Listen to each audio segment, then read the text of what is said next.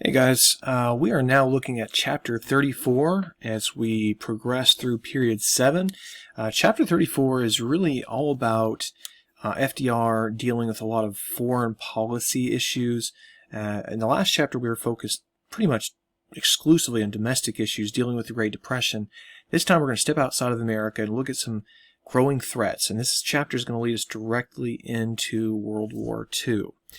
So let's get into it, and we're going to first look at our own backyard with FDR's so-called good neighbor policy. And this is a reference to Latin America and the Western Hemisphere.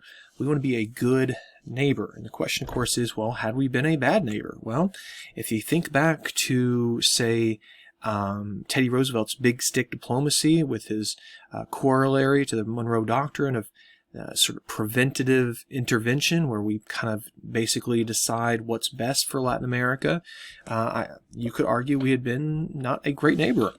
We'd also been involved in lots of interventions across Latin America, and we became seen as the Colossus of the North, as kind of this big, imposing power from the North that could at any point roll in, like in places like Nicaragua or Guatemala or Honduras. You can see we'd intervened or occupied and made protectorates out of much of Latin America.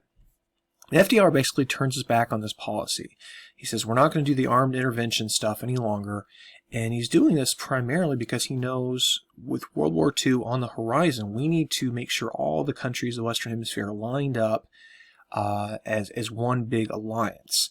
We don't need a Nazi allied Panama or something like that. We want to get everyone on our side to defend the Western Hemisphere. Now, a big challenge to this good neighbors policy comes in 1938. This is just 3 years before Pearl Harbor, when the country of Mexico nationalizes their oil fields, which means oil fields that had been owned by American companies are now owned by the Mexican government. And there were a lot of business people who put pressure on FDR to basically invade Mexico, to kind of punish them and retake these oil fields. But he resisted this and works out a settlement that is, it's a compromise. It wasn't what the business people wanted, but it did avoid a war. So if we're looking at the good neighbor policy as, whether it worked or not, again, was it great for American business? Probably not. But it did create some goodwill with our, formerly skeptical Latin American neighbors. And this is goodwill we're desperately going to need in World War II. Mexico, for example, will eventually side with us in the war.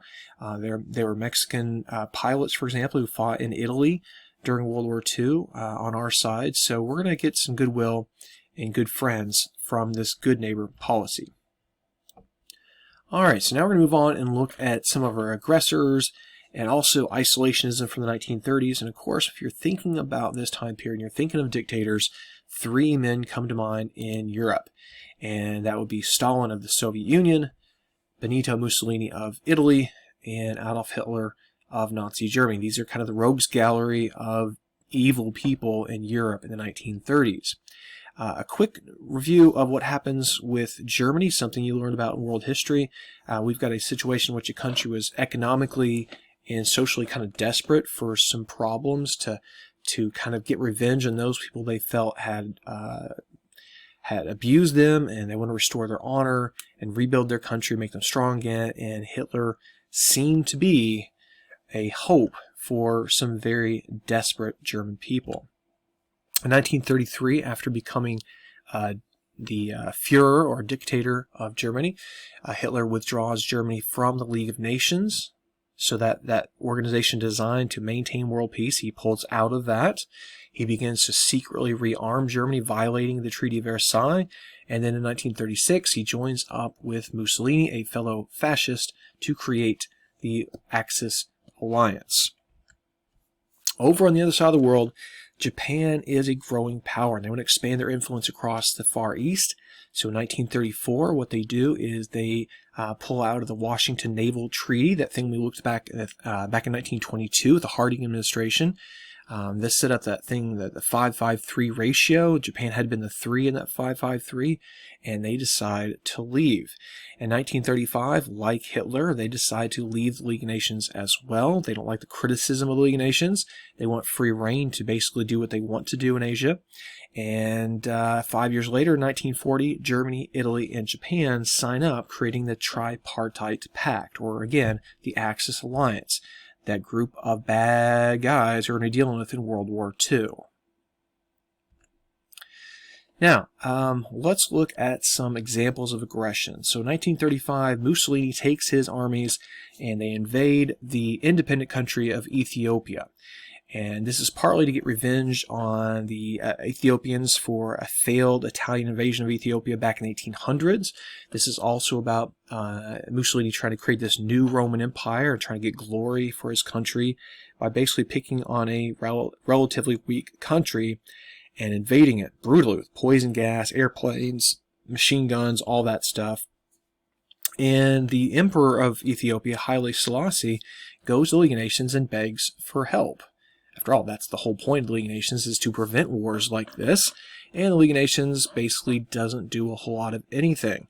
They're certainly not going to go to war with Mussolini, and they would not even issue an oil embargo. An oil embargo could have kept Mussolini's army and navy and air force from getting oil that they would need, and the League of Nations doesn't even cut them off from that. So let's get this back to America for a second. We're in the middle of the Great Depression. We are not super interested in dealing with these foreign problems. They are very foreign to us in the sense that, you know, if I'm a guy who just lost my job at a railroad, I don't know why I should be caring about Ethiopia. I've got to feed my family. Plus, we look at simple geography and say we've got two big oceans on either side of us. No one's going to invade us. And so we should retreat into isolationism. Just kind of focus on us, let the rest of the world do its thing. And that is certainly a tempting idea, but it also forces you to kind of pretend those problems won't spread to America, that whatever happens over there can't possibly spread to us. And this brings us into the Neutrality Acts. Very important. This is, you know, put a star by this one. It's very important in our road to World War II. And to understand the Neutrality Acts, we have to go back to World War I for a second. And in 1934 to 36, a guy named Gerald Nye, he was a senator from North Dakota, Republican, held a committee we know as the Nye Committee, which they investigated, you know, why did America get into World War I? And they came to the conclusion that it wasn't really German U-boats or the Zimmerman telegram or something like that. Rather, it was greedy bankers who were looking to get us into a war so they could make lots of money off of the war. And this would go hand in hand with arms manufacturers as well, that basically we're going to help drag America into a war so that we can make lots and lots of money off of that war. That's obviously kind of short-sighted and too simplistic. But for a isolationist minded person, this sounds pretty true, that World War I had been some sort of conspiracy of the rich to pursue their greed and not really about making the world safe for democracy. So to that end, we're going to see a series of laws we collectively know as the Neutrality Acts passed during this time period, and this is an attempt to kind of prevent another situation which we get dragged into a war we don't necessarily want to be part of. And so the Neutrality Acts say that if a president were to proclaim the existence of a foreign war, then Americans would be prevented from doing a couple of things. I can't sail on a ship that's involved in the war, a belligerent ship. So if Britain was in this war, you can't sail on a British ship, like, say, Lusitania. You can't sell or transport weapons to any country involved in a war. And you can't even make loans to a country engaged in the war. So this would really tie America's hands in getting involved sort of indirectly in a war like we did with World War I before we ever actually declared war. And all this really reflects the concept of appeasement. And this is a big topic we cover in world history, and it's a major reason why World War II happened. So let's jump into appeasement and talk about this idea of giving in to aggressors to maintain the peace, to do anything you can to stop war and give in to whatever the people want to prevent that war.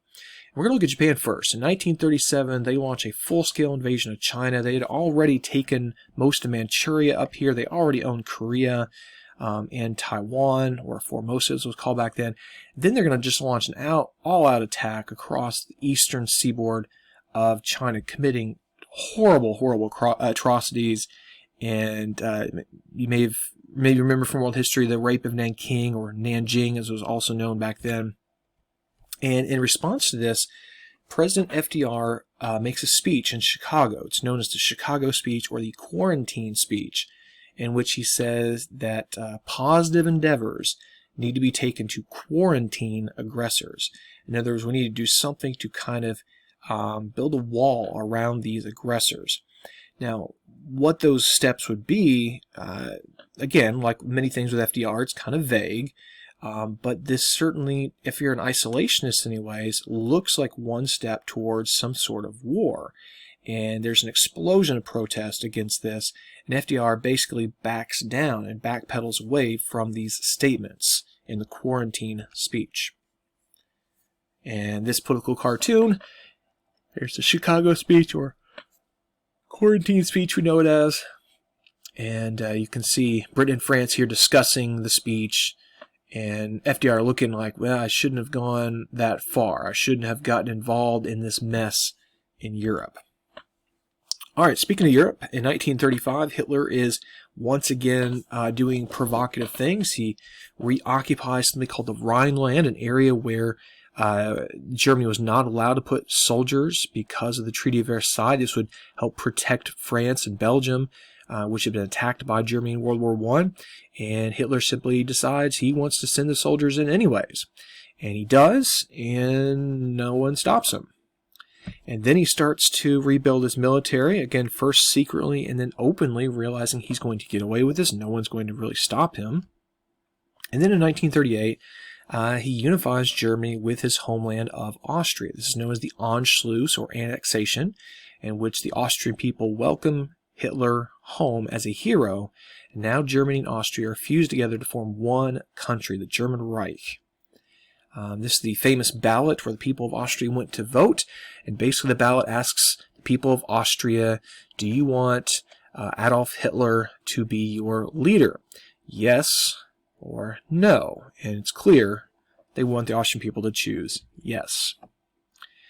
So we got Germany and Austria now fused together as one country, and this makes Czechoslovakia pretty nervous, and for a good reason. This area right here called the Sudetenland was German-speaking, and we know Hitler wants to unify all the Germans together, so he demands this area from Czechoslovakia. And then at the Munich conference in 1938, the big powers of Europe, Britain and France primarily, agree that Hitler can have the Sudetenland from Czechoslovakia as long as he promises that this is the last piece of land he'll ever claim. And so he's going to get this land right here as well. There is Neville Chamberlain, the Prime Minister of the UK, shaking hands with Hitler, and then bringing his message home that this is peace in our time, that we've prevented another world war. And of course, Hitler doesn't live up to his promises because he's Hitler, and he invades the rest of Czechoslovakia in March of 1939, just about, 6 months before the beginning of World War II, and that is it for Czechoslovakia. And now Hitler's taken over Czechoslovakia and Austria. 2 countries have fallen without a single shot being fired. This is pretty scary. We're going to pick up with war and US neutrality in the next video.